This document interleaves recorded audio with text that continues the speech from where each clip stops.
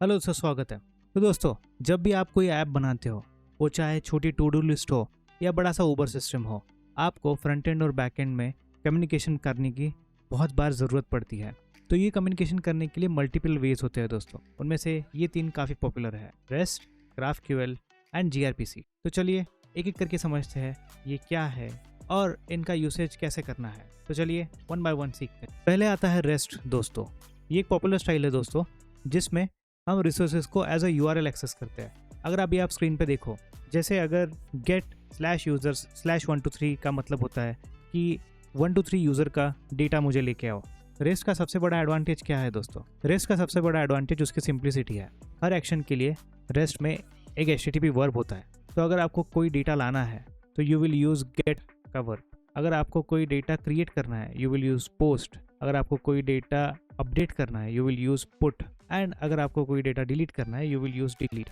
Rest API दोस्तों आपको usually JSON format में आउटपुट देगा। ये काफ़ी ह्यूमन रीडेबल होता है दोस्तों। अगर आप यहाँ स्क्रीन पे देख रहे हो तो यू कैन डायरेक्टली टेल कि क्या डेटा हमने रिक्वेस्ट किया था और रिस्पॉन्स का डेटा क्या आया हुआ है। तो it is very easy to read. Rest में एक प्रॉब्लम है दोस्तों, जहाँ पे कभी कभी आपको जो डेटा नहीं चाहिए वो भी उसके साथ उठ के आ जाता है, और कभी कभी जो आपको डेटा चाहिए उसके लिए आपको और एक कॉल मारना पड़ता है। इसी को कहते हैं ओवर फेचिंग और अंडर फेचिंग का प्रॉब्लम दोस्तों। तो इसीलिए फेसबुक ने एक नया सोल्यूशन लेके आया विच इज़ कॉल्ड GraphQL। यहाँ पे आपको जितना डेटा चाहिए और जो चाहिए वही आपको स्पेसिफाई करना होता है और वही डेटा आपके लिए उठ के आ जाता है। इसका बिगेस्ट बेनिफिट ये काफ़ी फ्लेक्सिबल है। एक ही API कॉल में सब डेटा उठ के आ जाता है। मोबाइल एप्लीकेशंस के लिए काफ़ी ईजी होता है एंड आपका नेटवर्क राउंड ट्रिप का टाइम भी बच जाता है दोस्तों। आगे बढ़ते और समझते हैं gRPC के बारे में। ये गूगल ने बनाया हुआ हाई परफॉर्मेंस फ्रेमवर्क है जो रेस्ट और GraphQL दोनों से भी परफॉर्मेंट है। बट ऐसा क्यों है?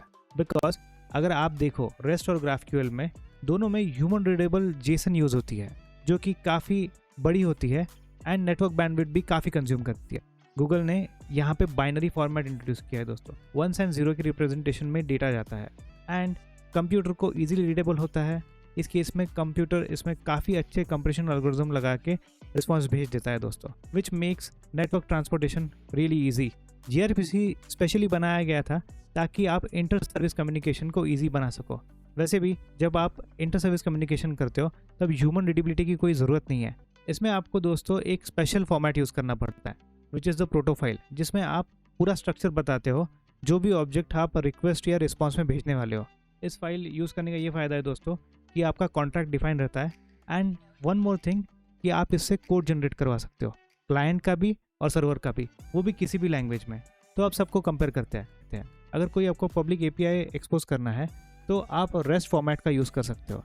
अगर मोबाइल एप्लीकेशन डेटा कंज्यूम कर रहा है और आपको बैंडविड्थ बचानी है और सिंगल शॉट में सब डेटा एक साथ देना है तो यू कैन यूज़ GraphQL।